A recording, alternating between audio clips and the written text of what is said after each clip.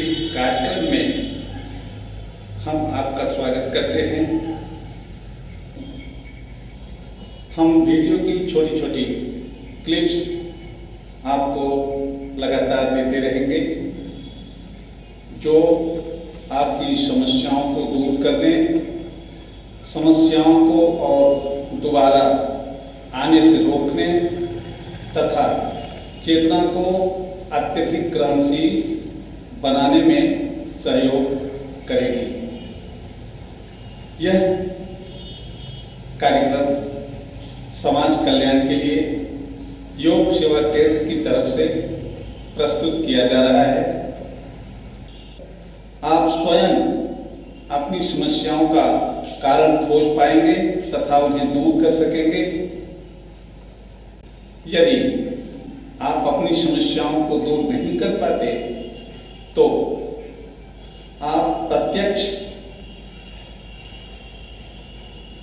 मुलाकात कर सकते हैं, टेलीफोन से बात कर सकते हैं अथवा ईमेल से खबरें लेन देन कर सकते हैं। ये कार्यक्रम निस्वार्थ भाव से आपकी सेवा के लिए प्रस्तुत किया जाएगा। कल हमारे आपके बीच में जो चर्चा हुई कि मन को कैसे नियंत्रित किया जाए, आपके सारी समस्याएं इसी मन के कारण से तैयार होती हैं। इन समस्याओं को निपटने के लिए, इन समस्याओं को धरारोप करने के लिए मन पर नियंत्रण पाना आवश्यक है। यदि ये बातें ज्ञान विज्ञान सम्मत हों तब तो इसे स्वीकार करने में कोई बुराई नहीं है। मैं जो कहना चाहता हूं उसे सुनिए। यह वेद जहां से कर्मकांड का उदाहरण टीवी पर पंडित जी लोग देते हैं, वह वेद 4 भागों में बटा है। ऋग्वेद, सामवेद, यजुर्वेद और अथर्ववेद। इन चारों वेदों को अध्ययन के ध्यान से, अध्ययन करने के ख्याल से 3 भागों में बांटा गया है। कर्मकांड, उपासना कांड और ज्ञान कांड। कर्मकांड की बातें धर्म मार्ग का प्रवेश द्वार है। बिल्कुल नए आगंतुक अर्थात सीखने वालों के लिए यह मार्ग है। और उपासना कांड में कुछ सीख कर करने का है, जैसे ध्यान, मंत्र जाप इत्यादि। और अंतिम भाग है ज्ञान कांड, जिसमें आध्यात्म का विषय मिलता है। यह आध्यात्म क्या है, इस पर श्री कृष्ण एक श्लोक कहते हैं, उसको ध्यान से सुने। यथै धांसि समिद्धोग्निर भस्मसात् कुरुतेर्जुन ज्ञानाग्नि सर्वकर्माणि भस्मसात् कुरुते तथा। अर्जुन को समझाते हुए भगवान श्री कृष्ण कहते हैं कि हे अर्जुन, जिस प्रकार से प्रज्वलित अग्नि ईंधनों को भस्ममय कर देता है, वैसे ही ज्ञान रूप अग्नि संपूर्ण कर्मों को भस्ममय कर देता है। सारे कर्मों के फल ज्ञान की प्राप्ति के बाद नाश हो जाते हैं। केवल प्रारब्ध कर्म बचता है, जिसका फल भुगतने के लिए गुरु कोई न कोई रास्ता बतला देता है और मनुष्य उससे भी मुक्त होकर ईश्वर दर्शन को प्राप्त होता है। जो इन कर्म कांड से मुक्त कराता है वह ज्ञान कांड है, क्योंकि ये कर्म कांड के विरोधी है। यह ज्ञान कांड कर्म कांड के विरोधी है। यदि आप कर्म कांडी हैं तो ज्ञान से अछूते रह जाएंगे। कृष्ण बार बार समझाते हैं कि जो मुझे तत्व से जानता है वही मुझे यथार्थ रूप से जानता है। इसलिए उस परमात्मा को तत्व से जानने के लिए यह कर्मकांड एक बंधन स्वरूप होता है और अंधविश्वास में जीने के लिए बाध्य करता है।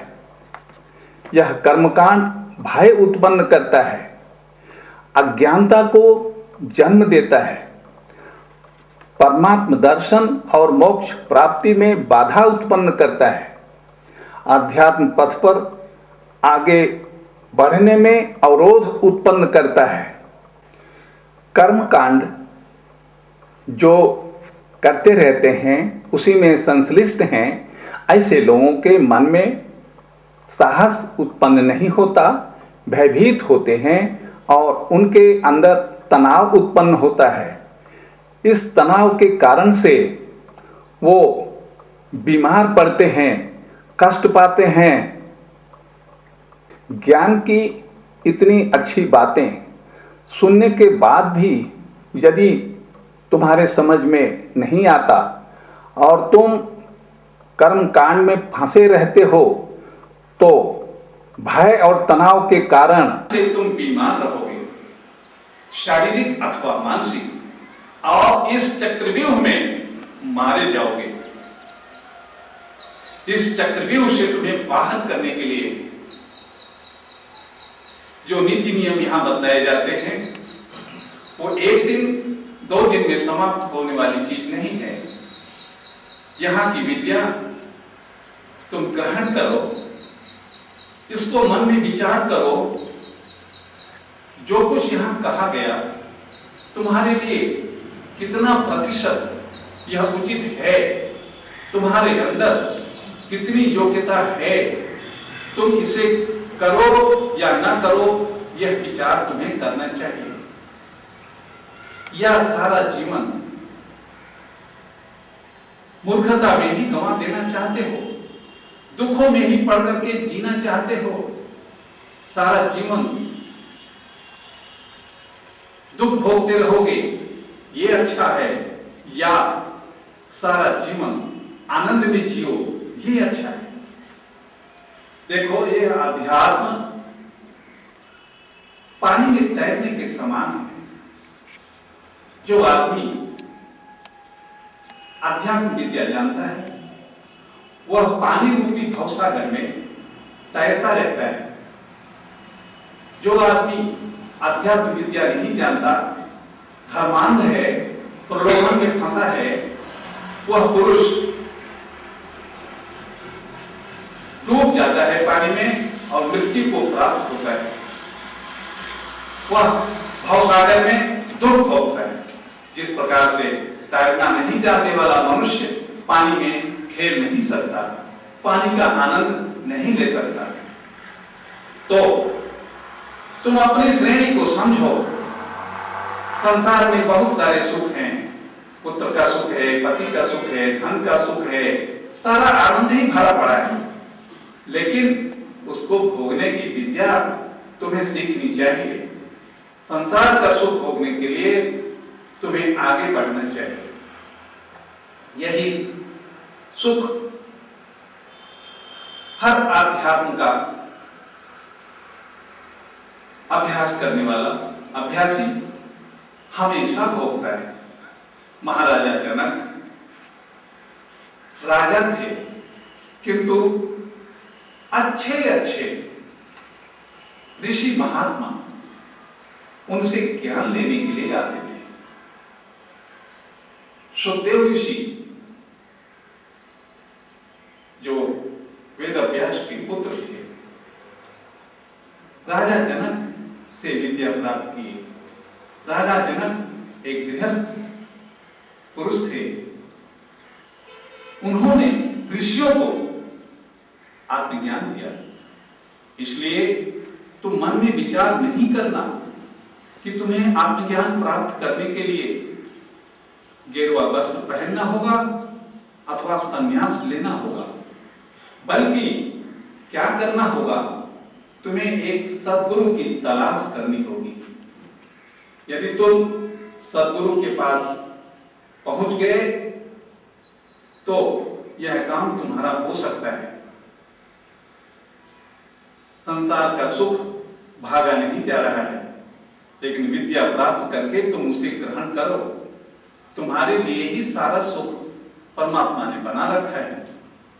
उनका भोग तुम नहीं करोगे तो कौन करेगा? इसलिए तुम उस सुख को भोगने के लिए मन में एक इच्छा पैदा करो, उस परमात्म दर्शन के लिए जिसको वेदों ने गाया, पुराणों ने सुनाया, ब्रह्म चर्चा हुई, उसको सत्य रूप से देखने के लिए कोई तो आगे बढ़े। या ये केवल कथा कहानी रह गई हमारे हिंदुस्तान में कि भगवान है, हाँ भाई सब मंदिर जा रहे हैं, सब कांवड़ लेकर के दौड़ रहे हैं, पानी शिव जी को चढ़ाकर दर्शन कर रहे हैं। क्या यही दर्शन तुम्हें चाहिए? अगर ये दर्शन चाहिए तो कल से यहां मत आना, शिव चौक पर पानी चढ़ाओ, दर्शन वहां होगा। यहां का दर्शन बड़ा अलग प्रकार का है। यह आत्मदर्शन है जो पहले अपने अंदर दिखाई पड़ता है, फिर वही परमात्मा हर जीव में दिखाई पड़ता है। हर मनुष्य के अंदर वह परमात्मा है। आपको देखने के लिए ज्ञान की दृष्टि चाहिए। ये दृष्टि मिलेगी कहां? जब सद्गुरुओं की सेवा में लगोगे, ये वहां से प्राप्त होती है। उनके बताए हुए कथनों का, निर्देशों का जब तुम पालन करोगे, यह ज्ञान वहां मिलेगा। और बिना इस ज्ञान के दुनिया का कोई भी शक्ति लगा लो, ये भव बंधन कट नहीं सकता।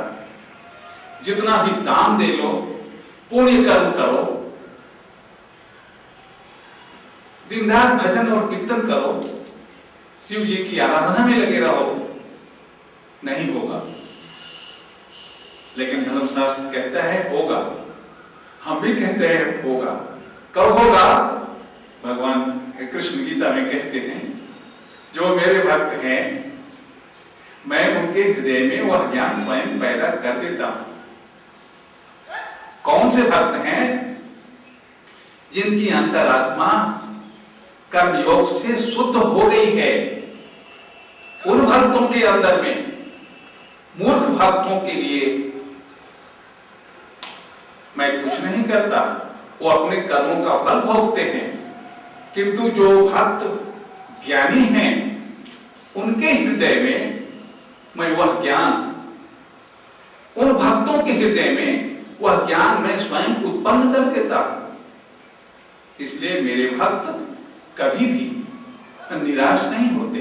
तो भक्ति आवश्यक है, किंतु मूर्खतापूर्ण भक्ति का कोई मूल्य नहीं है। भक्ति के साथ साथ थोड़ा ज्ञान आवश्यक है। आज का कार्यक्रम यहीं तक। हम अगले कार्यक्रम में आपसे दोबारा मिल सकेंगे। हरि ओम तत्सत।